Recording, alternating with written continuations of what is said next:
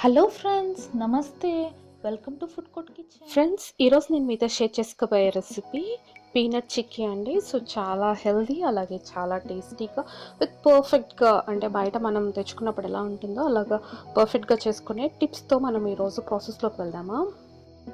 ఇంకా ఒక ట్రే తీసుకొని సిల్వర్ ఫాయిల్ని గీతో గ్రీస్ చేసుకొని పక్కన ఉంచుకోవాలి.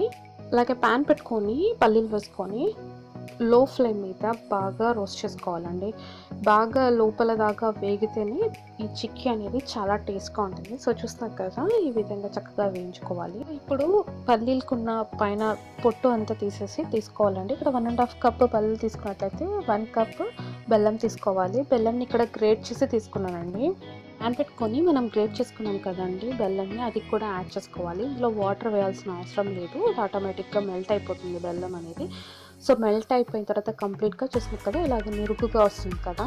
సో ఇప్పుడు మనము ఇందులోకి 1 టేబుల్ స్పూన్ ఘీ యాడ్ చేద్దామండి. ఘీ యాడ్ చేయడం వల్ల చిక్కీకి షైనీనెస్ అనేది చాలా బాగుంటుంది. సో అందుకనే ఘీ యాడ్ చేస్తున్నాము. అలాగే కొంచెం బేకింగ్ సోడా కూడా యాడ్ చేసుకోవాలి. దీని ద్వారా క్రంచీనెస్ అనేది అలాగే ఉండిపోతుంది చిక్కీలో. వేసిన తర్వాత చక్కగా మిక్స్ చేసుకోవాలండి. సో ఇప్పుడు ఒక బౌల్ తీసుకొని దాంట్లో వాటర్ తీసుకోవాలండి.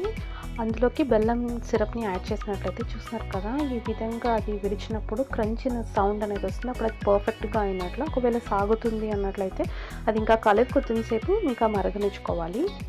సో ఇప్పుడు పల్లీలు వేసి అంతా కూడా చక్కగా ఒకసారి బాగా మిక్స్ చేసుకోవాలండి. అంతా పల్లీలకి బెల్లం అంతా కూడా చక్కగా కోట్ అయ్యే విధంగా ఒకసారి అంతా చక్కగా మిక్స్ చేసుకొని ఫ్లేమ్ ఆఫ్ చేయాలి.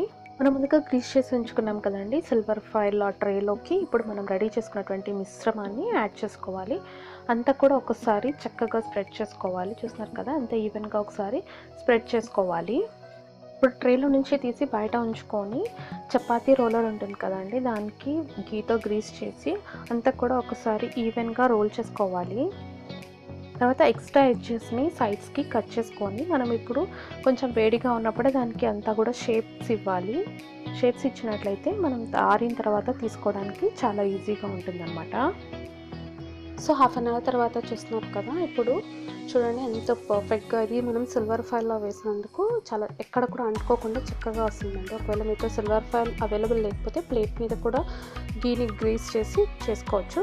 చూడండి, మనం ఆల్రెడీ కట్ చేసి ఉంచాం కదా, చూడండి ఎంత క్రంచీగా అలాగే ఎంత పర్ఫెక్ట్గా అవి షేప్స్ వస్తున్నాయి కదా. సో మన చిక్కీ అనేది చాలా పర్ఫెక్ట్గా రెడీ అయిందండి.